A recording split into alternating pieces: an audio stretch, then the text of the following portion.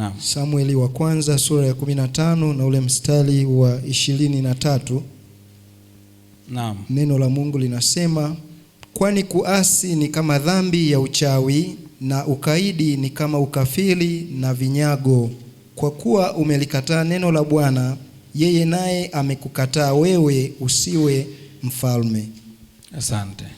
Sauli alikataliwa kwa sababu ya ukaidi kama ambavyo nimekwisha kueleza.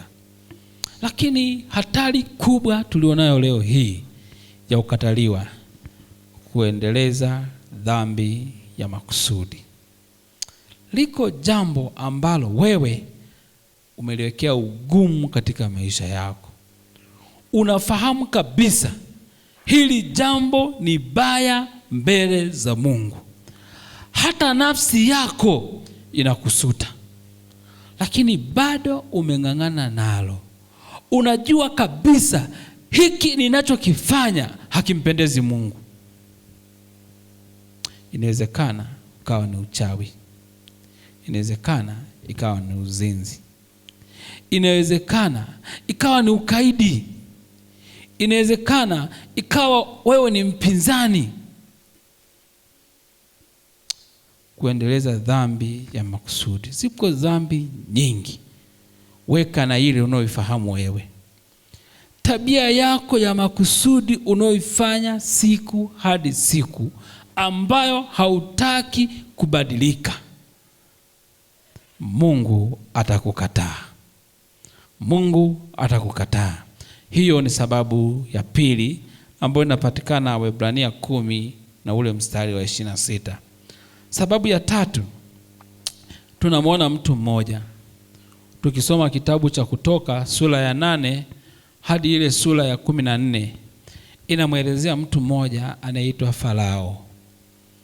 Farao tunamfahamu wote. Huyu mtu alikuwa ni mfalme wa Misri, ambapo kule Misri kulikuwa na wana wa Israeli waliokuwa wanafanya kazi. Wamefanya kazi zaidi ya miaka 400. Ikafika hatua Mungu anahitaji wana wa Israeli waende wakamwabudu. Mungu alipowataka, Farao aliwakatalia, akafanya moyo kuwa mgumu, na hatimaye mpaka Mungu akamkataa. Kisa cha Farao ni kisa kikubwa sana. Ndio maana nimesema Kutoka sura ya 8 hadi sura ya 10 na ngapi? 14. Tunaona mpaka mapigo. Sababu kubwa ya kuwa na mapigo makubwa, yale mapigo 10, ni kwa sababu ya ukaidi. Kumbe ukaidi ni mbaya sana. Ukaidi. Farao alikuwa mkaidi mpaka Mungu alimkataa. Ni wito wangu kukuomba, ndugu mtazamaji, ndugu mshiriki, ndugu muumini, tusikaidi sauti ya Mungu katika maisha yetu. Mungu ametuita kwa makusudi. Isaya anasema yeye ametutoa mbali, ametuleta katika nuru ya ajabu. Kumbe uko hapa kwa sababu Mungu amekuita. Haupo hapa kwa kusudi lingine tofauti. Kwa kuwa Mungu ametuita, na tuyatende mapenzi ya Mungu, maana ndiyo salama yetu katika maisha yetu. Twende kwa mtu mwingine. Ufunuo wa Yohana sura ya 3 mstari wa 14 hadi mstari wa 16. Ufunuo wa Yohana sura ya 3 mstari wa 14 hadi wa 16. Neno la Mungu linasema, na kwa malaika wa kanisa lililoko Laodikia andika, haya ndiyo anenayo yeye aliye Amina, shahidi aliye mwaminifu na wa kweli, mwanzo wa kuumba kwa Mungu. Na yajua matendo yako, ya kuwa hu baridi wala hu moto. Ingekuwa heri kama ungekuwa baridi au moto. Basi kwa sababu una uvuguvugu, wala hu baridi wala moto, nitakutapika utoke katika kinywa changu. Asante. Kwa kanisa lililopo Laodikia andika. Kanisa la Laodikia.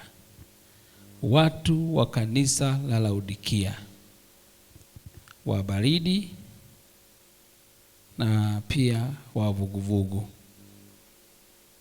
Mungu anasema mtu yeyote aliye vuguvugu atafanya nini? Atafanya nini? Atamtapika. Jamani, Mungu wetu ni Mungu wa kweli na haki. Yeye akisema nitakutapika, hana maana kwamba hatakutapika, ana maana atakutapika. Kumbe Mungu anatutaka tuepuke kuwa baridi au kuwa vuguvugu. Anatutaka tuchague. Kama umeamua kumtumikia Mungu kweli, basi jitoe kikamilifu katika kumtumikia nani? Mungu. Kama umeamua kucheza na ulimwengu, usilisumbue kanisa la Mungu. Nenda kaangaike na walimwengu. Mungu anataka watu walio tayari kumtumikia. Hivyo kwa kuwa ni Mungu ametuita wote, anataka tumtumikie katika uaminifu. Ndio maana somo letu la lesoni linatutaka kuwa na nini? Linatutaka kuwa na nini? Kuwa na imani. Na akasema kuwa na imani ni kumwamini Mungu. Kumbe tumwamini Mungu. Kusudi la Mungu anataka wote tufaye katika uzima wa milele. Na kwa kuwa ni kusudi hilo, anatuonya kupitia Yohana 3. Ukieleza kule mwisho unavyoendelea, anasema ninakushauri ununue dawa ya macho ili upate kufanya nini? Kuona. Mungu anatutaka tuwe waaminifu. Mungu anatutaka tutende mapenzi yake. Maana ndilo kusudi letu kuwepo katika ulimwengu wetu huu. Usilalamike kwa sababu ya changamoto ulizo nazo. Usije ukasema siwezi kufanya kazi ya Mungu kwa sababu ya shida nilizo nazo. Ninakuomba pamoja hivyo ulivyo, fanya kazi ya Mungu. Mungu anatutaka tumtumikie. Kwa miezi 3 hawezi ukashindwa 2,500 kununua kitabu kwenda kumpatia mtu. Hawezi ukashindwa kununua lesoni ukampatia mtu. Hawezi ukashindwa kununua mche wa sabuni. Sijui anauza shilingi ngapi? Sijui 1,000, sijui 100 ngapi, sijui 500, 3,000, si ndivyo? Yes. Nenda kaguse maisha ya mtu. Jamani, Mungu anatutaka tuguse maisha ya watu. Maana yeye anasema dini iliyo safi ni kufanya nini? Ni kuwahurumia watu gani? Twende tukaguse maisha ya watu. Maana ndiyo wito wetu mkubwa ambao Mungu anatutaka. Hivyo hawa Laodikia walikuwa naonywa. Maana kwa kufanya hivyo, kwa kutokuwa moto, kwa kutokumwamini kwa Mungu, wakiwa nusu, mguu mmoja huku mwingine huku, Mungu anasema hao atafanya nini? Atawatapika. Tunakumbuka malaika kule mbinguni katika pambano, tunaona wapo ambao walikuwa upande wa shetani na wengine walikuwa upande wa Mungu. Halafu wengine wao walikuwa wapo katikati, wanaangalia kwamba hivi kama Mungu akishinda tutaenda upande wa nani? Kama shetani akishinda tutaenda upande wa nani? Wa shetani. Katika pambano lile, wale wote waliokuwa vuguvugu, Mungu alifanya nini? Aliwatupa. Kumbe uwepo wako kanisani sio kuwa vuguvugu. Uwepo wako kanisani ni kuwa moto katika kumtumikia Mungu. Mungu anatutaka kuwa hivyo. Lakini ukiwepo kanisani huku kidogo na huku kidogo, wasema ndio tunaishi kwenye ulimwengu huo. Mungu mwenyewe ndiye anayetujua. Hata Mungu amesema atakutapika. Hivyo ni hatari ya kukataliwa na Mungu katika maisha yetu. Twende kwa mtu mwingine. Nitaeleza mifano mingi. Nikizungumza mtu mwingine, kiburi na kutokutubu. Mithali 16 mstari wa 18. Mithali sura ya 16 na ule mstari wa 18. Mithali anatuambiaje? Mithali na ule mstari wa 18 nasema, kiburi hutangulia uangamivu na roho yenye kutakabali hutangulia maanguko. Kiburi inatanguliza nini? Maangamivu. Kumbe kiburi kinaleta uangamivu katika maisha yetu. Mungu hataki watu wenye kiburi. Ikiwa unaishi unafanya kiburi, haijalishi ni kiburi cha makusudi au cha bahati mbaya, mwisho wa siku kikombe kikijaa ni lazima kifanye nini? Halo? Kikombe kikijaa lazima kifanye nini? Kimwagike. Kwa Mungu akikuvumilia, baadaye atafanya nini? Atakuacha. Hivyo kumbe hatupasi kuwa na kiburi wale wote ambao ni wana wa Mungu. Kwa sababu tu ya muda nisieleze mengi, lakini ninaweza nikasema mifano mingi. Yupo mtu mmoja alikuwa anaitwa Samson. Mnamkumbuka Samson? Halo? Mnamkumbuka Samson?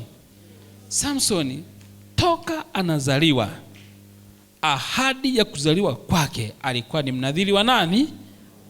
Mnadhiri wa Mungu. Na alizaliwa kwa kusudi la kukomboa nini? Kwa kusudi la kukomboa Israeli, si ndivyo? Lakini mwisho wake alikengeuka. Alipokengeuka, Mungu alimkataa. Kwa nini? Kwa sababu ya kile ambacho alikifanya. Lakini yupo mtu mwingine katika wanafunzi 12 wa Yesu. Yuko mtu mwingine anaitwa Yuda Iskariote.